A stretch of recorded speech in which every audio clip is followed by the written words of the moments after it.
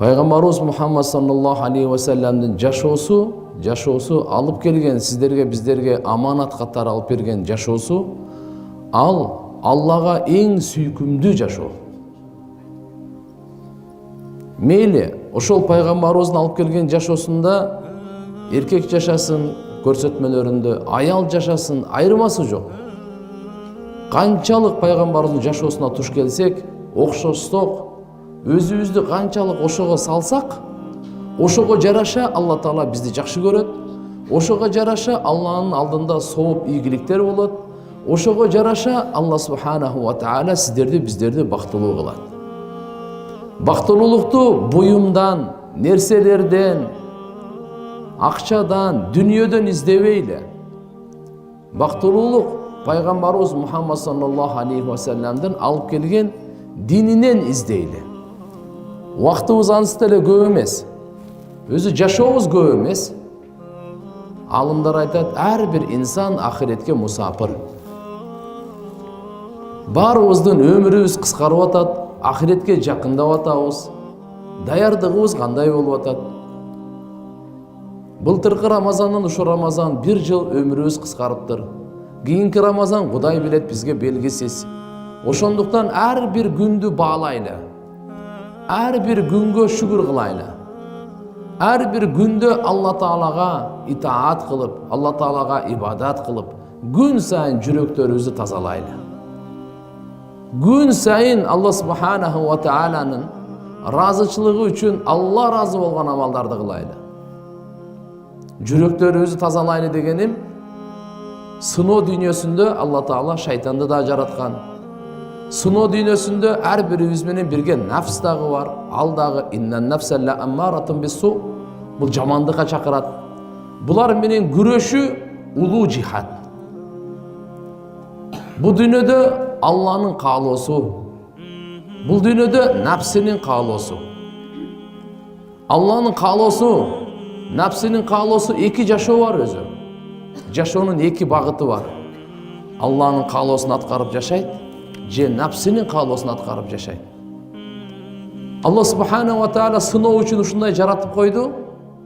Нафсинин каалоосуна лайыктуу өкүмдөр өтө аз.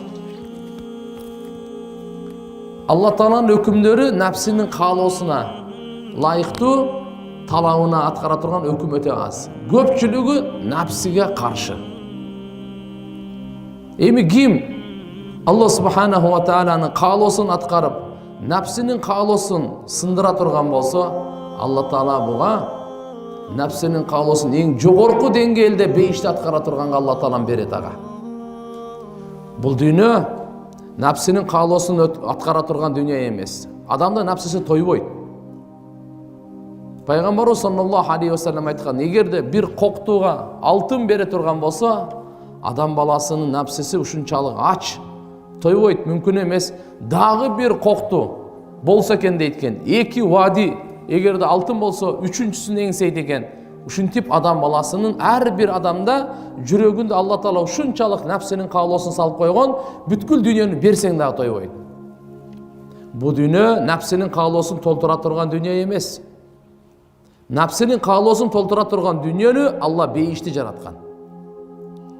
Бейиш адам баласынын нафсисинин каалоосун эң жогорку деңгээлде тойгозо турган жай бейиш бул. Бул дүйнө андай эмес. Эненин ичи деги бул такмил арада баланын наристенин мүчөлөрү бүтүн кыла турган жай. Эми бул дүйнөнүн ичи болсо, адам жакшы сыпатты толуктай турган жай. Эненин ичи мүчөлөрү толуктай турган жай. Эненин ичинде эгерде бир кулагы жок болуп чыгып калса бу дүйнөгө, дүйнө биригип ага кулак бере албайт. Бир көзү жок болуп калса эненин ичинде, бу дүйнөгө келгенден кийин ага бүткүл дүйнө биригип туруп экинчи көздү бере албайт ага. Себеп дегенде эненин ичи адам баласынын мүчөлөрү толуктана турган жай. Бир буту жок болуп калдыбы? Бу дүйнөгө чыккандан кийин ал бир бутту толуктап бере албайт бүткүл дүйнө. Демек дагы айтайын, бул эненин ичи адам баласынын мүчөсү толуктана турган жай экен. Эми бул дүйнөнүн ичи бар, ахиреттин ичи бар.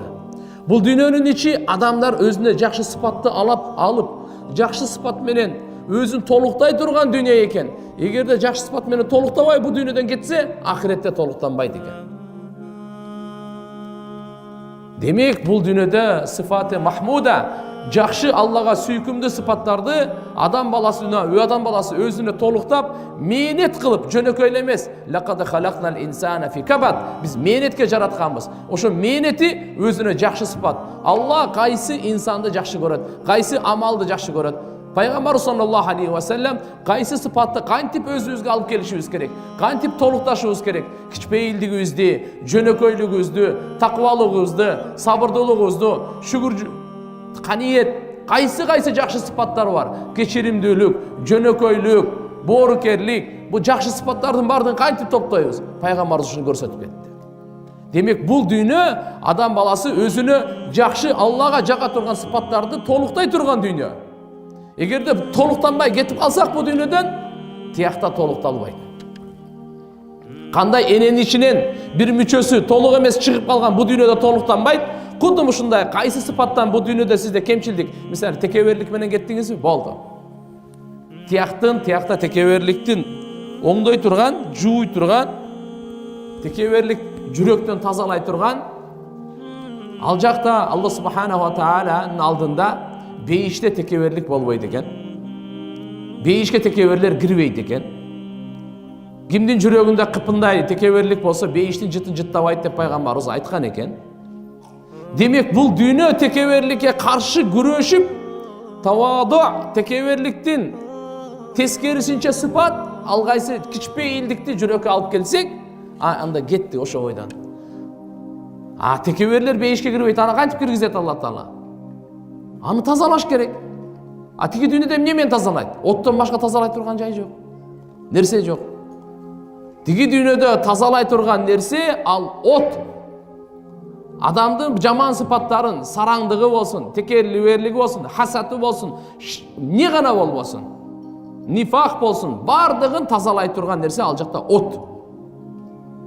Ансыз бейишке хаситтер кирбейт, мутакаббирлер кирбейт.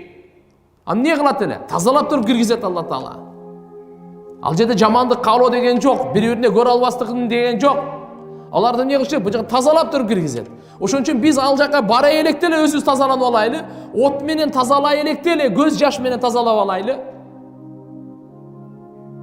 Yawma la yanfa'u malu wa la banun illa man atallah bi qalbin salim.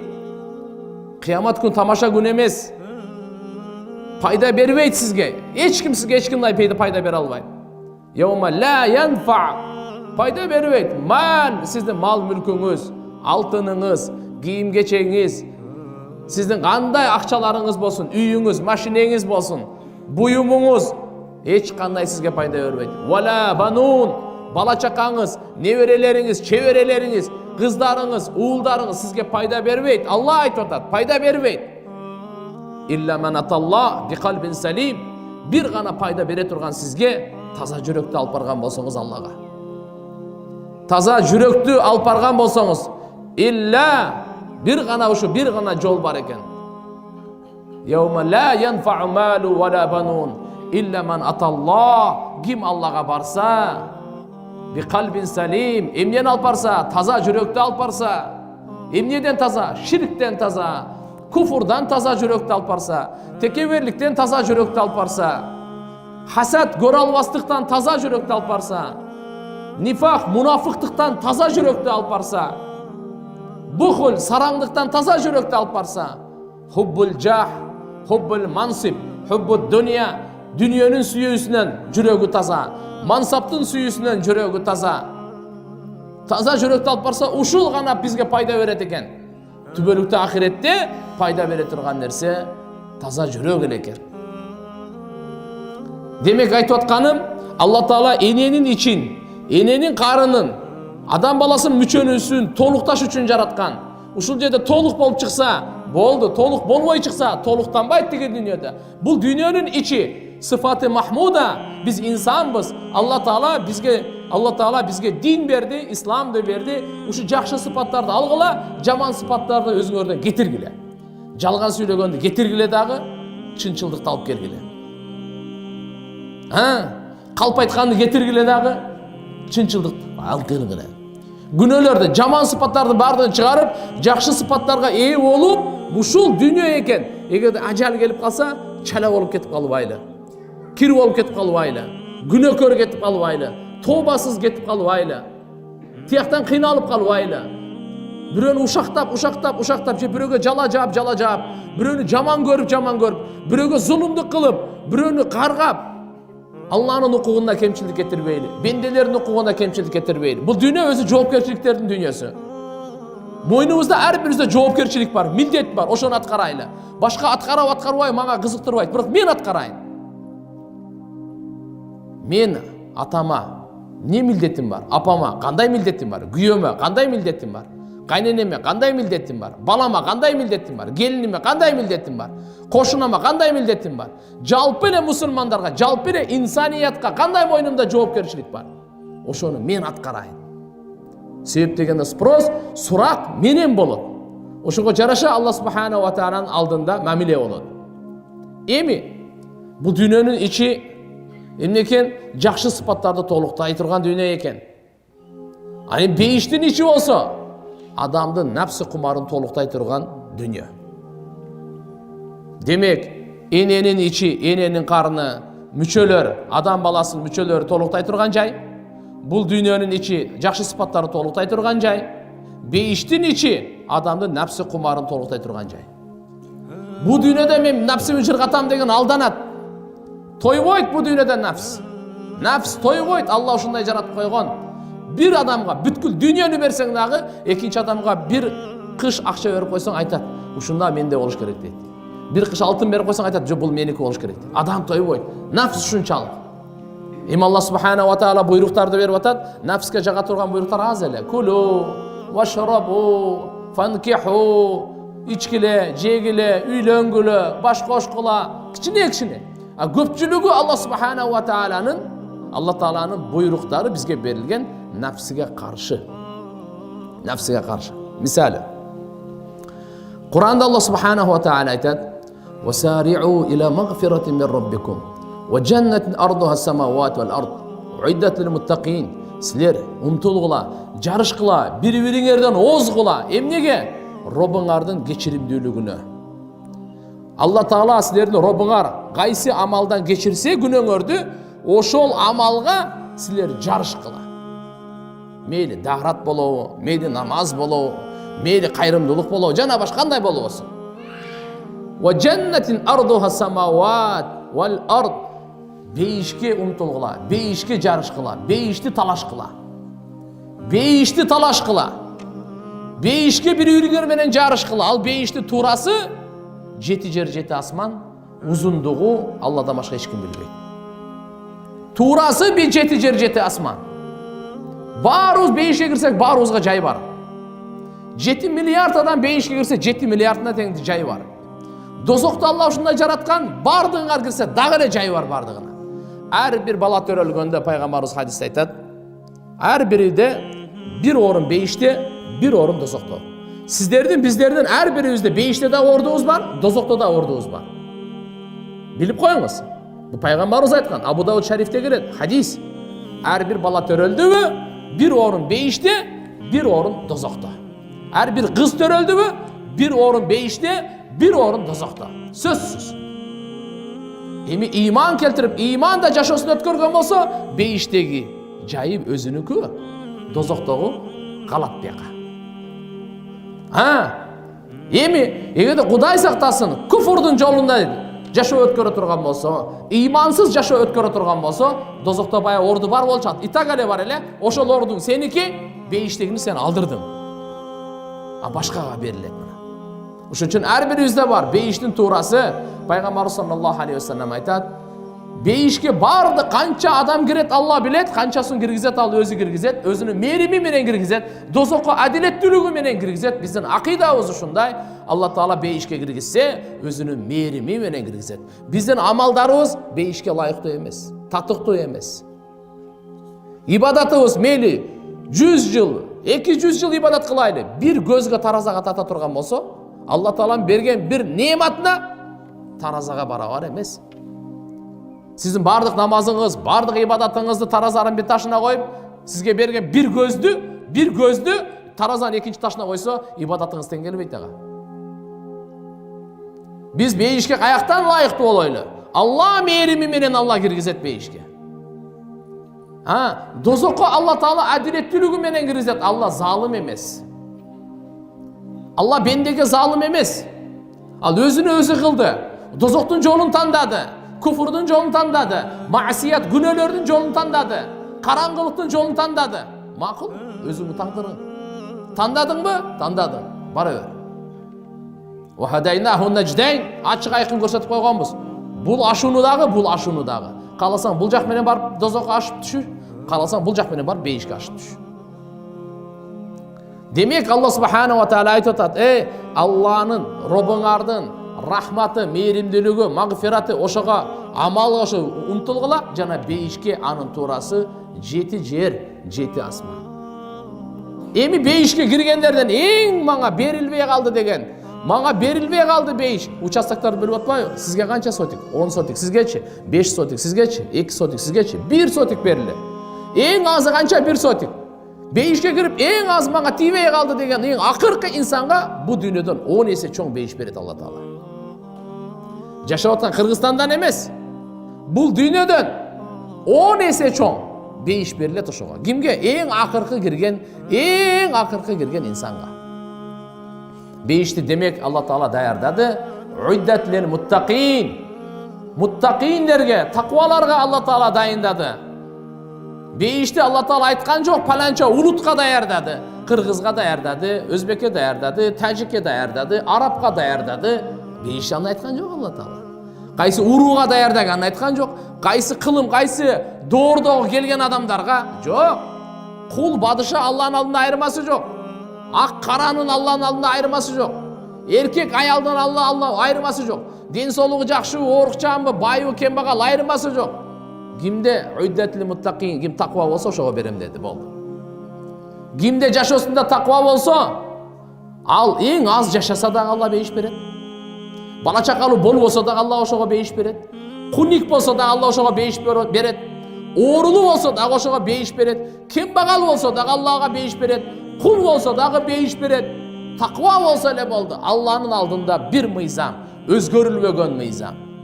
Бактылуу адам бейиштен орун алган адам. Бу дүйнөнүн бактысы, бу дүйнөнүн бактысыздыгы Алла ахиреттин алдында эч кеп эмес бул. Эмне деп атат эми караңыз. Таква адамдардын сыпатын бир тобун Алла Таала Куранда ушул жерде айтып берип атат. Алар ким таквалар? Алладина юнфикуна фис-сарра вад-дарра вал-кадимина ал-гайд вал-афина анин-нас валлаху юхиббул мухсинин. Бардыгы нафске каршы. Нафске каршы өкүмдөр. Алланын каалоосу нафстын каалоосуна каршылар. Биринчи сарптагандар дейт. Юнфикуна фис-сарра, курсанчылыкта дагы, барда дагы, кубаныч күндөрдө дагы сарптагандар. Вад-дарра, кыйналганда дагы, жокчулукта дагы сарптагандар. Мен өзүм акча таап, эми бирөөнү багайынбы? Мен өзүм тапкандан кийин, ал өзү деле таап өзүн карабайбы? Бул нафс. Бул унчукпай эле отурат. Мен акча таап атам, мен кыйналып атам, мен тигип атам, мен тамак жасап атам, мен ушундай зорго акча таап, эми акчаман ушуга беришим керек. Нафс айтат да, жок, өзүң жыргабайсыңбы? Өзүң таптың, өзүң жырга. Не кыласың буларга берип? Жок, Алла Таала айтат, нафсың каалоосун курбанчылык кыл дагы, Алланын каалоосун аткар. Зекетпи? Зекет сөзсүз бер. Садакабы? Садаканы бер. Кайрымдуулукпу? Бер. Өзгөчө туугандарга. Кандай туугандарга? Душмандыгы жашырылган туугандарга бер. Садаканын эң абзели пайгамбарыбыз айтат, туугандарыңдан сага ким душмандыгын жашырган болсо, ошого бер. Биз наоборот бербейбиз го аларга. Эмне эле болсо ошо болсо. Менен ушакта эле ар жерде ушинтип жүрөт. Буга бергенден көрөп итке берген жакшы. Жок, пайгамбарыбыздыкы башкача. Буга бергенден көрөп итке берген жакшы деп буну нафс сүйлөттүрдү. Бул нафсинин каалоосу. Алланын каалоосу, пайгамбарыбыздын каалоосу башка. Биздин каалообузга каршы күрөшүү каалообузга каршы күрөшүү. Мына Алла субханаху ва тааля ошон үчүн айтып атат. Алланын ыраазычылыгы үчүн инфак, кайрымдуулук, берешендүүлүк, кол ачыктык. Кана Расулуллах саллаллаху алейхи ва саллям ажвадан нас. Пайгамбарыбыз адамзаттын эң берешени пайгамбарыбыз. Исламдын баалуулугу берешендүүлүк, ит'аму таам, курсак тойгозуу, башкаларга берүү. Пайгамбар саллаллаху алейхи ва саллям айтат: "Динар анфакта фи сабилилlah." Bir сомду, bir динарды Алланын жолуна сен сарптасаң, буга да сооп бар. Bir мискин, кембагалга сарптасаңыз, берсеңиз, буга дагы сооп бар. Bir мусапирга ага сарптасаңыз дагы сооп бар. Bir кулду азат кылганга сарптасаңыз дагы сооп бар. Үй бүлө бала чакаңызга сарптасаңыз да сооп бар. Бирок ушулардын бардыгынын эң сооптуусу үй бүлө бала чакаңа сарптаган да. Мынакей үй бүлө бала чакага сарптаган эң сооптуу. Демек ушуга биз мынакей биринчи напске каалоо каршы өкүм, акча тап адалдан акча тап дагы бечараларга сарпта. Бул бир. Вал кадиминал гайд, ачууну жуткан. Барыбыз күн сайын азыр өзгөчө ушул убакта ачууланып калганбыз. Нервтер жука болуп калган. Сабырдуулук кеткен. Болор болбогон нерсеге урушабыз. Болор болбогон нерсеге тарынабыз. Болор болбогон нерсе ахирет үчүн тарынсак экен го мени. Мени эмне үчүн кеч сурап койду, биринчи буну сурап койду. Мени эмне үчүн биринчи төрдеди, өткөздү, мен буну өткөрбөй койду. Мен эмне үчүн буга жакшылык кылсам, буга мага жакшылык кылбай койду. Деп, мына биздеги ушундай ачууланга тез келе турган учур болуп калды. Вал кадиминал гайд, ачуусун жуткандар, ачуусун баскандар. Сизге бир жакпаган бир иш кылды бирөө. Аялыңыз, күйөөңүз, ата-энеңиз, бала чакаңыз сизге бир жакпаган бир иш кылды. Ачууңузду келтире турган иш кылды. Ачууну биз качан жутабыз? Ачуубузду келтире турган иш болсо жутабызбы?